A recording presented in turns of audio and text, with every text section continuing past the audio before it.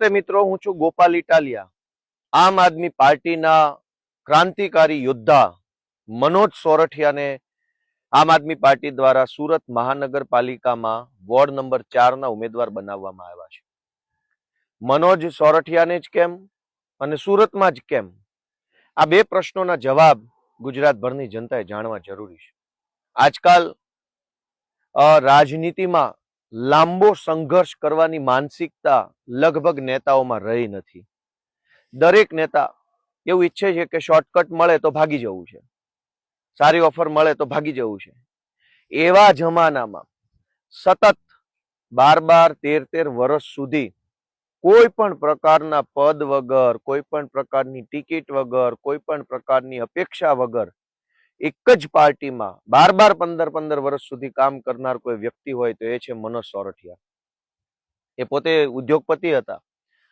ભાવનગર જિલ્લાના મહુવા તાલુકાના મોદા ગામના અંતરિયાળ વિસ્તારમાં ખેડૂત પરિવારમાં જન્મેલા મનોજભાઈ સ્વબળે સ્વમહેનતથી ફાર્માસિસ્ટ બન્યા. આજથી અનેક વર્ષો પહેલા, મારા કરતા તો ઉંમરમાં 10-15 વર્ષ મોટા છે.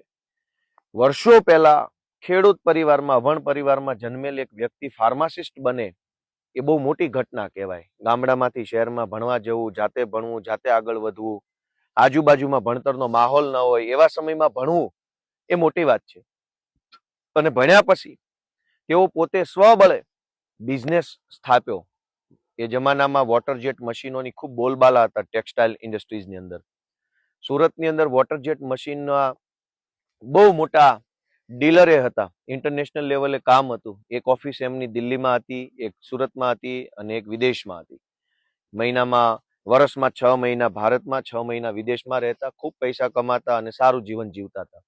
2012માં જ્યારે અન્ન આંદોલન થયું, ભ્રષ્ટાચારની વિરુદ્ધમાં વ્યવસ્થા પરિવર્તન કરવાનો એક વિચાર દેશભરમાં જાગ્યો, ત્યારે મનોજભાઈ પોતાના કામ ધંધામાંથી સમય કાઢી અને આંદોલનની અંદર પોતાનું યોગદાન આપવા લાગ્યા. સમય જતાં એમને એવું લાગ્યું કે રાજનીતિ બદલવી એ ખૂબ જરૂરી છે અને રાજનીતિ બદલવા માટે સારા માણસોનું રાજનીતિમાં આવવું એ પણ ખૂબ જરૂરી છે. અને એટલે એમણે ફૂલ ટાઈમ રાજનીતિ 2012થી સ્વીકારી લીધી. 2012ની પહેલા તો એ બહુ મોટો ધંધો કરતા હતા. વિદેશમાં એમની ઓફિસો હતી, ભારતમાં એમની ઓફિસો હતી, દિલ્હીમાં ઓફિસ હતી, બધું જ હતું.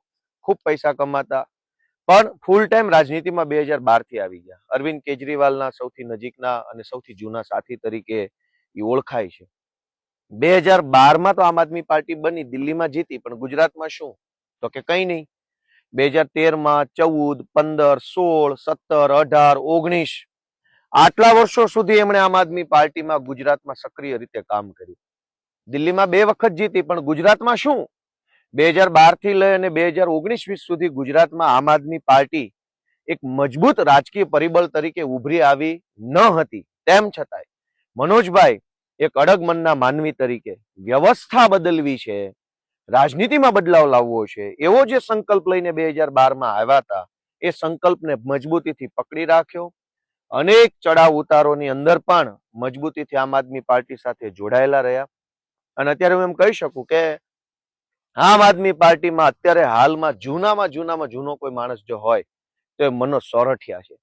આટલા વર્ષો સુધી સફળતા મળે ન મળે, લોકોનું સમર્થન મળે ન મળે, ટિકિટ મળે ન મળે, હોદ્દો મળે ન મળે, અને હોદ્દો તેમજ ટિકિટ મળ્યા પછી પણ એનું સમાજમાં કઈ સ્થાન મળે ન મળે, દરેક બાબતની ચિંતા કે પરવા કર્યા વગર તારી હાંક સુણીને કોઈ ના આવે તો તું એકલો જાને રે, એમ મનોજ સોરઠિયા એકલા ડગલા ભરતા આજ 2026ની અંદર આમ આદમી પાર્ટીમાંથી સુરત મહાનગરપાલિકાના ઉમેદવાર બન્યા છે. આમ જુઓ તો આજે કેટલા વર્ષોનો લાંબો સંઘર્ષ કરીને અમે બધા અહીંયા પહોંચ્યા છે. એમાં મનોજભાઈનો સંઘર્ષ તો જુઓ. 1.5-2 વર્ષ સંઘર્ષ કરે ને 4-5 આંદોલન કરે તો ગમે તે માણસ ગુલાટી મારી જાય છે. મનોજભાઈ સોરઠિયા જેલમાં ગયા છે. નિર્મા આંદોલનમાં ભાગ લીધેલો મહુવામાં, એની જેલમાં ગયેલા. એ સિવાય અનેક બીજા આંદોલનોમાં જોડાયા. અને છતાંય હિંમત હાર્યા વગર જે સપનું 2012માં જોયું હતું કે વ્યવસ્થા બદલવી છે, રાજનીતિ બદલવી છે, એ બદલવા માટેનું લક્ષ્ય લઈને આજે આમ આદમી પાર્ટીના ઉમેદવાર બન્યા છે. ગુજરાતમાં આજે આમ આદમી પાર્ટી અવગણી ન શકાય, નજરઅંદાજ ન કરી શકાય અંગ્રેજીમાં ઇગ્નોર ન કરી શકાય એવું સજ્જડ બમ રાજકીય પરિબળ તરીકે આમ આદમી પાર્ટી ગુજરાતમાં ઉભરી આવી છે. તો એની પાછળ મનોજભાઈ જેવા અનેક બીજા નિષ્ઠાવાન કાર્યકર્તાઓના યોગદાનનો શ્રેય છે. અનેક કાર્યકર્તાઓએ આ પાર્ટી ટકાવી રાખી. અને સુરતમાં જ કેમ, મનોજભાઈની જ ટિકિટ કેમ, એનો મેં જવાબ આપ્યો કે આ માણસ છે કોણ? 12 વર્ષ સુધી, 15 વર્ષ સુધી એક જ પાર્ટીમાં તમે નિષ્ઠાથી ટકી રહ્યો તો તમે હકદાર છો કે તમને પાર્ટીમાં તમે જે માગો એ મળવું જોઈએ. અને સુરતમાં જ કેમ? સુરત મિત્રો, હું તો એમ કહીશ કે અમદાવાદ કરતા પણ ઇન્ટરનેશનલી વધારે કનેક્ટેડ સુરત છે. સુરતના હીરાનો ઉદ્યોગ એ આંતરરાષ્ટ્રીય ખ્યાતિ ધરાવે છે. સુરતનો કાપડ ઉદ્યોગ એ આંતરરાષ્ટ્રીય ખ્યાતિ ધરાવે છે. સુરતની અંદર પોર્ટ છે, દરિયો છે, એ દરિયો પણ આંતરરાષ્ટ્રીય રીતે વેપારનું એક માધ્યમ છે. આ સિવાય સુરતની વર્ષો પહેલા જરી ઉદ્યોગ વખણાતો, એ જરી પણ ખૂબ ગ્લોબલી ફેમસ થયેલી. આજકાલ તો છે નહીં જરી, પણ સુરત વર્ષોથી ઇન્ટરનેશનલી કનેક્ટેડ શહેર છે. ઇવન અંગ્રેજો આ દેશમાં પહેલી વખત આવ્યા, દેશના ભારતના ઇતિહાસમાં ત્યારે સૌથી પહેલા સુરત આવેલા.